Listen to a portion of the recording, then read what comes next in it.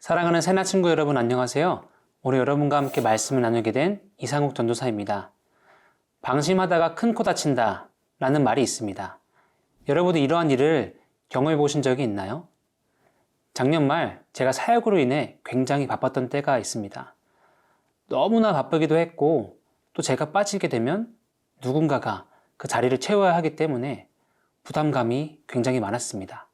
그래서 절대로 코로나에 걸리면 안 된다. 절대로 아프면 안 된다. 라는 마음으로 그 시기를 보냈습니다. 그리고 그 바쁜 때가 마무리되는 날 마음의 안도감이 찾아왔습니다. 그러고는 평안한 마음으로 집에 돌아갔죠. 그런데 다음날 몸이 으슬으슬하고 감기 기운이 있는 것 같아 코로나 검사를 해보니 양성이 나왔습니다. 바쁜 때는 조심조심하며 긴장을 많이 해서 그런지 괜찮다가 마음을 놓으며 방심할 때 몸 안에 있는 바이러스가 침투해 온 것만 같았습니다. 그래서 결국 일주일 동안 집에서 고생했던 기억이 있습니다. 어쩌면 사울이 죽은 뒤 다윗의 상황이 충분히 방심할 수 있는 상황이지 않았을까 생각이 듭니다. 마치 우리가 힘들 때 하나님을 찾다가도 그 시절이 지나가고 평안할 때는 하나님을 찾지 않는 것처럼 말이죠. 그렇다면 다윗은 이 상황 속에서 어떻게 행동했을까요? 함께 말씀을 통해 살펴보도록 하겠습니다. 오늘 말씀의 제목은 주도권을 하나님께입니다. 오늘의 말씀은 사무엘하 2장 1절에서 11절입니다. 그 후에 다윗이 여호와께 여쭈었습니다. 제가 유다의 성읍으로 올라가도 되겠습니까? 여호와께서 말씀하셨습니다. 올라가라. 다윗이 다시 여쭈었습니다. 어디로 올라가야겠습니까?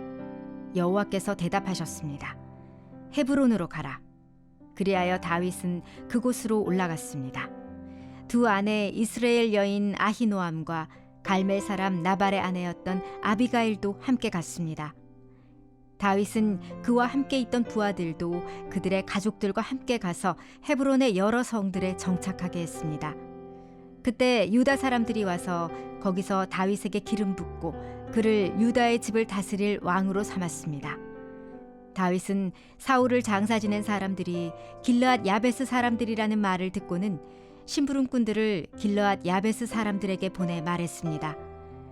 너희가 너희 주인 사울을 묻어주어 호의를 베풀었으니 여호와께서 너희에게 복을 주실 것이다. 여호와께서 너희에게 은혜와 진리를 베푸시기를 빌고 나 또한 너희가 그런 일을 한 것에 대해 그만큼의 보상을 해줄 것이다. 그러니 힘을 내고 용기를 가지라. 너희 주인 사울이 죽었고 유다의 집안은 내게 기름 부어 왕으로 삼았다. 한편 사울의 군대 사령관이었던 넬의 아들 아브넬은 사울의 아들 이스보셋을 데리고 마하나임으로 건너갔습니다. 그는 이스보셋을 길르앗과 아술과 이스르엘과 에브라임과 베냐민과 온 이스라엘을 다스릴 왕으로 삼았습니다. 사울의 아들 이스보셋은 40세 왕이 돼 2년 동안 이스라엘을 다스렸습니다. 그러나 유다 집안은 다윗을 따랐습니다. 다윗이 헤브론에서 유다 집안을 다스리는 왕으로 있었던 기간은 7년 6개월이었습니다. 사울이 죽어서 더 이상 다윗을 쫓는 사람은 없었습니다. 다윗은 충분히 방심할 수 있는, 더 이상 하나님을 찾지 않을 수도 있는 그런 상황이었을지도 모릅니다. 그런데 그 상황 속에서 다윗은 어떻게 행동했을까요? 함께 1절 말씀을 읽도록 하겠습니다. 그 후에 다윗이 여호와께 여쭈었습니다. 제가 유다의 성읍으로 올라가도 되겠습니까? 여호와께서 말씀하셨습니다. 올라가라. 다윗이 다시 여쭈었습니다. 어디로 올라가야겠습니까? 여호와께서 대답하셨습니다. 헤브론으로 가라. 다윗은 먼저 유다의 성읍으로 올라가도 되겠습니까? 라고 질문하며 하나님의 뜻을 여쭈었습니다. 그리고 또다시 하나님께 물어봅니다. 그러면 어디로 올라가야겠습니까? 하나님께서는 헤브론으로 가라라고 말씀하십니다. 그래서 다윗은 그곳으로 올라가며 하나님의 말씀에 순종합니다. 그리고 3절 말씀에는 다윗과는 너무나도 멀었던 한 단어를 볼 수 있는데요. 바로 정착하게 했습니다. 정착하다라는 말입니다. 수년간 다윗은 정착하지 못한 채 이곳저곳을 떠돌아다녔습니다. 심지어 그냥 떠돌아다닌 것이 아니라 죽음을 피해 떠돌아다니며 원수의 나라까지 들어가서 몸을 피해야 했던 그런 방황이었습니다. 이제 그 방황의 아픔은 지나가고 드디어 성읍에 정착하는 다윗과 부하들의 모습인 것입니다. 그리고 결국 어렸을 적 사무엘을 통해 하나님의 기름 부음 받았던 다윗은 유다 사람들의 왕이 되었습니다. 더불어 다윗은 사울을 따랐던 사람들을 기억했습니다. 그들을 죽인 것이 아닌 축복하며 힘을 내고 용기를 가지라 라고 격려했습니다. 왕이 되고 나서도 끝까지 하나님의 기름 부음을 받았던 사울 왕을 존중하는 그런 다윗의 모습을 볼 수 있습니다. 사랑하는 새나 친구 여러분, 여러분은 어떤 상황에서 하나님의 인도하심을 찾고 구하나요? 시험이 며칠 안 남았을 때 급하게 하나님을 찾나요?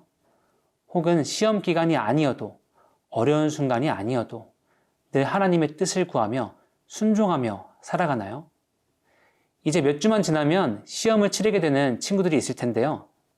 우리가 이때만 하나님의 도우심을 구하며 기도하는 것이 아니라 시험이 끝나고 졸업을 하고 대학에 들어간 모든 순간 속에서 하나님의 뜻을 구하는, 그리고 그 뜻에 순종하는 우리가 될 수 있기를 소망하며 기도합니다.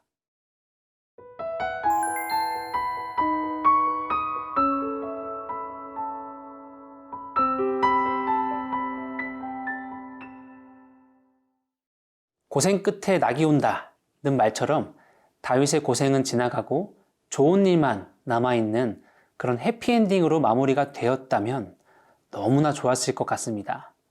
하지만 다윗을 향한 어려움은 끝나지 않은 것 같습니다. 함께 8절에서 9절 말씀을 읽도록 하겠습니다. 한편 사울의 군대 사령관이었던 넬의 아들 아브넬은 사울의 아들 이스보셋을 데리고 마하나임으로 건너갔습니다. 그는 이스보셋을 길르앗과 아술과 이스르엘과 에브라임과 베냐민과 온 이스라엘을 다스릴 왕으로 삼았습니다. 사울의 군대 사령관이었던 아브넬이 사울의 아들 이스보셋을 왕으로 세웠습니다. 한편으로는 왕권을 향한 사울의 집착과 욕심이 그의 측근이었던 아브넬에게 전해진 것이 아닌가 하는 생각이 들었습니다.